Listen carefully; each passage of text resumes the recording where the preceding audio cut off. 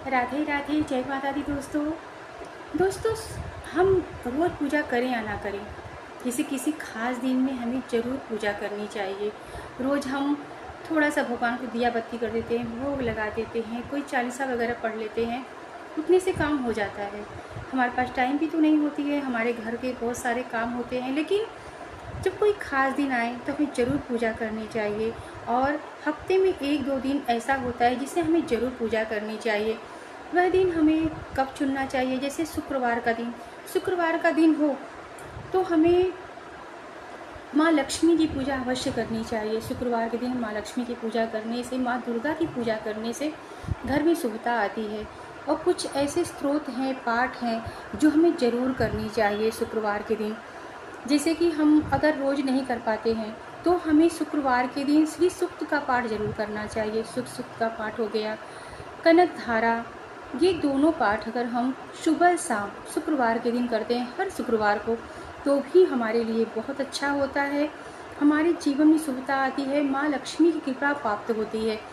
तो इसलिए यह पाठ आपको हर शुक्रवार को ज़रूर करनी चाहिए।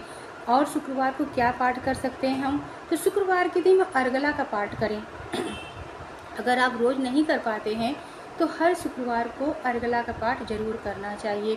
अर्गला का पाठ करने से सुख सौभाग्य में बढ़ोतरी होती है। हमारे घर में चहुँ दिशाओं से माँ की आशीर्वाद बना रहता है, माँ दुर्गा की। और इस अर्गला पाठ से धन धान्य की कभी कमी नहीं होती है। वैसे मैं तो कहती हूँ इसे नियमित करनी चाहिए, लेकिन जिसके पास टाइम नहीं हो वो शुक्रवार के थोड़ा टाइम निकाले, थोड़ा जल्दी उठे, सुबह स्नान ध्यान करके रोज़मर्रा के काम को थोड़ा सा निपटा के इसके बाद आप अर्गला का पाठ अवश्य करें। कनक धारा का पाठ कर लें, श्री सूक्त का पाठ कर लें। अगर ये सब आप तीनों नहीं कर सकते हैं तो इसमें से कोई एक कर लें तो भी बहुत अच्छा रहेगा। कुछ न करने से अच्छा है कुछ तो हो रहा है। और माँ दुर्गा की पूजा करने से हमारे घर में शुभता आती है, नकारात्मक ऊर्जा दूर होती है। अगर हम सिर्फ कवच का पाठ रोज करें तो भी सप्तशती के पाठ का फल हमें प्राप्त होता है। अगर हम रोज कवच का पाठ करते हैं तो हमें सप्तशती का पाठ करने का फल प्राप्त हो जाता है। अगर ये सब भी हमें बहुत बड़ा लगता है तो हमें सिद्ध कुंजिका का पाठ करना चाहिए। सिद्ध कुंजिका का पाठ अगर आप नियमित करते हैं तो आपको सिर्फ 2 मिनट लगता है। अगर आप रोज़ करेंगे तो आपको 2 मिनट लगे। पहले शुरुआत में आपको लगेगा 5 मिनट लग रहा है, लेकिन आप पूरी श्रद्धा के साथ रोज़ाना यह पाठ करते हैं तो सच में यह पूरे सप्तशती के पाठ का फल आपको प्राप्त होता है। और ये बहुत ही अच्छा होता है। स्वयं भगवान शिव ने माता पार्वती को बताया है इस पाठ को करने से पूरे सप्तशती का फल प्राप्त होता है। तो हम महिलाओं को यह पाठ ज़रूर करनी चाहिए, अपने सुख सौभाग्य के लिए, अपने आत्मसम्मान के लिए, मान सम्मान के लिए।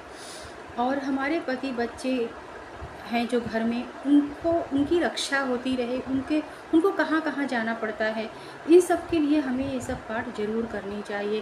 कहते हैं कि श्रद्धा भक्ति से भगवान की प्रार्थना करें तो भी भगवान प्रार्थना को सुनते हैं। लेकिन आपके श्रद्धा भक्ति और प्रार्थना में इतनी शक्ति होनी चाहिए कि भगवान तक पहुँचे। और आप चाहें तो सोमवार के दिन, अगर आप रोज़ शिवालय नहीं जाते हैं तो सोमवार के दिन एक दिन शिवालय ज़रूर जाएं। आप टाइम निकाल के कैसा भी करके शिवालय ज़रूर जाएं, क्योंकि सोमवार के दिन अगर शिवालय जाते हैं तो ऐसे जैसे लगता है ना कि आप धीरे धीरे करके हमारे जीवन के कष्ट दूर हो रहे हैं, आपको खुद महसूस होगा। तो आप हर दिन नहीं तो कम से कम सोमवार के दिन शिवालय ज़रूर जाएं। कच्चे दूध में तिल डालकर भगवान शिव का अभिषेक करें। और अगर आपको शिव जी का मंत्र आता है, वो तो सभी को आते हैं, उनकी पंचाक्षरी मंत्र, आप इस मंत्र का जाप करते हुए भगवान शिव को अभिषेक करें। आप इतना ही अगर कर लेते हैं तो मैं दावे के साथ कहती हूँ कि भगवान शिव माता पार्वती की कृपा हमेशा आप पे बनी रहेगी, हम सब पे बनी रहेगी अगर हम ऐसा करते हैं तो आपको अगर हर दिन पूरे हफ्ते टाइम नहीं मिलता है, मेरे कहने का मतलब ये हर हफ्ते आपको टाइम नहीं मिलता है, नियमित आपको टाइम नहीं मिलता है, तो आप किसी दिन, हफ्ते के किसी एक दिन को चुन लीजिए। उस दिन आप वो हमेशा नियमित रूप से ये काम करना शुरू कर दीजिए। जैसे शुक्रवार हुआ तो देवी की पूजा कर लीजिए और सोमवार को शिवालय चले जाइए।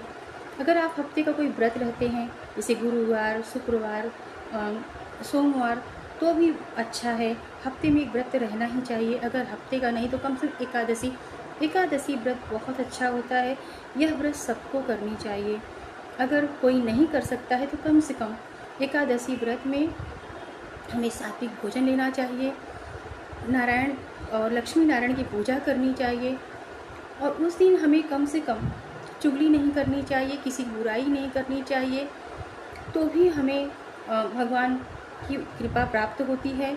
अगर हम व्रत रख के ही ये सारी बुराइयों के साथ व्रत रखते हैं तो हमारा व्रत भी भगवान को स्वीकार नहीं होता है।